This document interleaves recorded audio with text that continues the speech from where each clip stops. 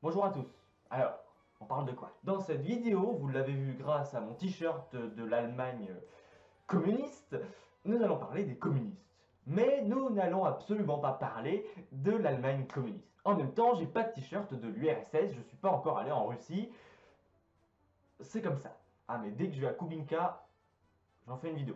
J'aime tellement les chars aussi. Bien, cette vidéo va donc parler de la révolution russe de 1917. C'est quand même lié avec le communisme, donc ça va. Cette vidéo n'est absolument pas à vocation politique. Ici, nous sommes là pour faire de l'histoire. Donc, même si je n'ai pas de commentaires de manière générale sous mes vidéos, je tiens quand même à préciser que si l'envie prenait à certaines personnes d'en mettre, pas de politique. Je précise d'ailleurs que cette vidéo à la base était censée être une seule et unique vidéo avec une partie numéro 1 sur le communisme et une partie numéro 2 sur le fascisme en Italie afin d'être le plus impartial possible. Mais après avoir écrit le script de la partie 1 uniquement, qui atteint plus de 150 lignes sur un fichier bloc-notes, c'est long. Du coup, cette vidéo, comme beaucoup d'autres vidéos, vont être coupées en deux pour me faciliter le montage. Maintenant que ça c'est dit, on va pouvoir commencer. Nous sommes en 1917 et la Russie est dirigée par le tsar Nicolas II dans un régime autoritaire, on va dire. Et elle a quelques problèmes. En plus d'avoir industrialisé un peu tardivement par rapport aux autres pays européens, elle est aussi comme eux en pleine guerre mondiale. Et on va revenir un tout petit peu dans le passé pour connaître le contexte. Le règne de Nicolas II commence par un bel élan économique, on peut le dire. Celui-ci ne profite tout de même pas au peuple, ce qui est assez embêtant pour lui quand même. Par comparaison, la production de la Russie est 2,5 fois moins importante que celle de la France et 14 fois moins que celle des États-Unis. Et son PIB, donc la valeur de tout ce qu'elle produit au sein de son territoire, 4 fois plus petit que ce dernier. La Russie est encore très pauvre et majoritairement rurale. Ainsi, les idées de Karl Marx développées au milieu du 19e siècle ont été très virulentes dans la société du pays. Et ce, dans toutes les classes ouvrières ou non d'ailleurs. C'est dans un contexte de ras-le-bol qui conduisait déjà à quelques tentatives de révolte, comme en janvier 1905, alors en pleine guerre contre les Japonais, que la Russie rentre en guerre pour aider son ami slave serbe contre l'Autriche-Hongrie. Ce qui va légèrement dégénérer. La guerre va ainsi faire rentrer la Russie dans le chaos. Elle bute contre l'Allemagne, défaite après défaite, la faute à un mauvais ravitaillement et à quelques incompétences. On dirait que ça se calme, c'est bon. Profitons-en, passons à des munitions. Des munitions, mais tu en as Je encore. sais, mais c'est pas le bon calibre. Si l'armée c'est pas joyeux, ça ne s'arrête pas là. Le pays connaît une famine et un peuple affamé, ses joueurs avec le pouvoir. Pouvoir qui ne dirige finalement plus grand chose, car totalement déconnecté de la réalité et dont les tâches sont depuis 1915 organisées par divers comités, coopératives et syndicats. La révolte en février débute via une série de grèves spontanées montant à presque 100 000 grévistes sans les atteindre, rien qu'à Saint-Pétersbourg, renommé depuis 1914 Pétrograd. Rejoint progressivement par les soldats de la ville, Nicolas II abdique, ainsi le 15 laissant le trône à son frère Mikhail Alexandrovitch Romanov, qui refuse gentiment, pas idiot le gars. Et au début en fait c'est cool, il n'y a pas de représailles, ni même de violence, les tsaristes peuvent partir librement et tous les exilés peuvent revenir, quelles que soient leurs opinions. Liberté de presse, d'opinion, droits de l'homme, parfait. Ce cher Vladimir Ilitch ne se fera d'ailleurs pas prier pour revenir. Enfin, Lénine si vous préférez. Un gouvernement provisoire est donc créé. Il est essentiellement libéral progressiste, tout en restant bourgeois et proche du pouvoir tsariste. Il doit composer avec les soviets des assemblées d'ouvriers communistes qui ne lui facilitent pas la vie. En effet, le gouvernement provisoire souhaite poursuivre la guerre, ce qui ne convient pas aux soviets qui aimeraient la paix, la terre aux paysans et la journée de 8 heures, ainsi qu'une république démocratique. Impossible pour les dirigeants ne voulant pas abandonner leurs alliés, ainsi que rompre avec leur tradition féodale. Par contre, ce qui est de la République, ils ne sont pas contre, mais ils n'arrivent jamais à trouver un accord avec les soviets. Toutes les réformes démocratiques n'arrivent pas et il faut attendre septembre pour enfin proclamer la République, causant un mécontentement dans la population. Pourtant, les soviets sont modérés et affichent encore un soutien au pouvoir puisque les bolcheviks restent minoritaires face aux mencheviks et aux socialistes révolutionnaires, les SR. Mais la révolution continue.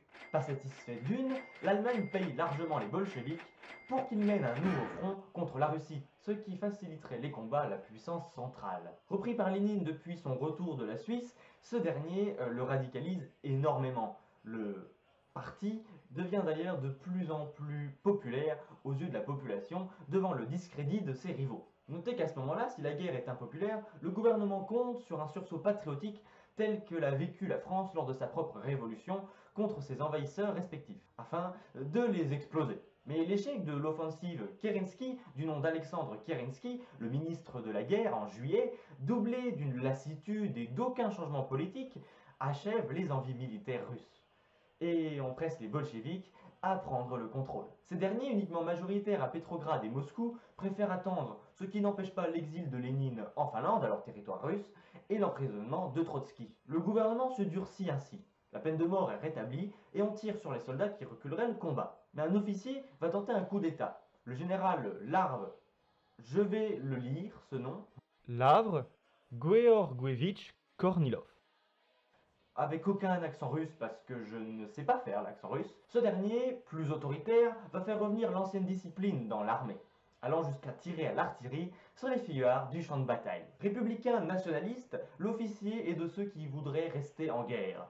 Il incarne pour beaucoup de nostalgiques de l'ancien régime la fin du chaos. Pourtant, les bolcheviks, majoritaires dans les syndicats, organisent malgré les répressions de grandes grèves massives dans la capitale, obligeant Kornilov à envoyer quelques régiments pour stopper, enfin comprenez, écraser les soviets et les syndicats, obligeant ces derniers à fortifier Petrograd afin de se défendre devant l'inaction du gouvernement provisoire, ce qui empêche les troupes de Kornilov d'attaquer.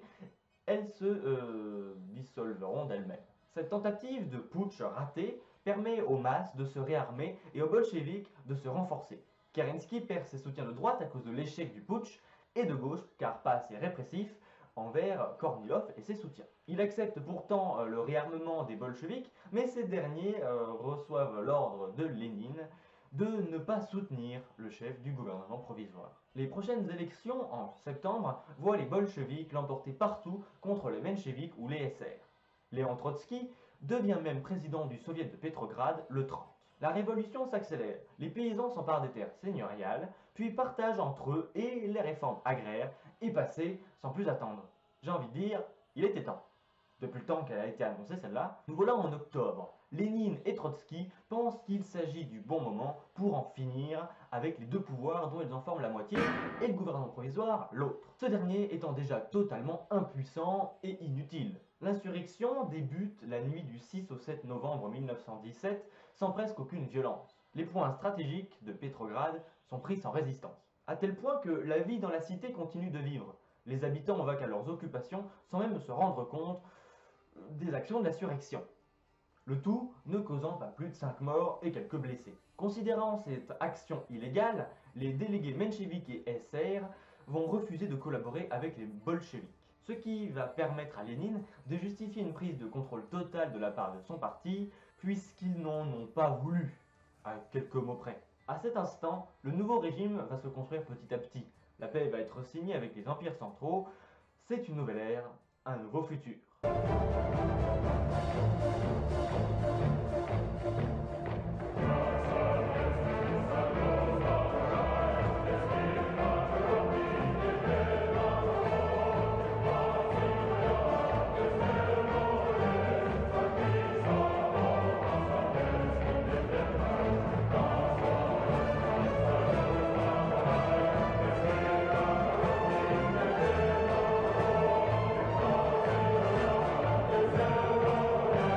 En tout cas, les IW de l'époque avaient quand même plus d'ambition que ceux d'aujourd'hui. Et aussi un peu plus de coups. Je peux pas dire ça. Juste attention aux oreilles. The work and the Twitter make the Gushen go to war. The proletarian bring the owner out the floor. The work and the Twitter make the Gushen go to war. The proletarian bring the owner out the floor.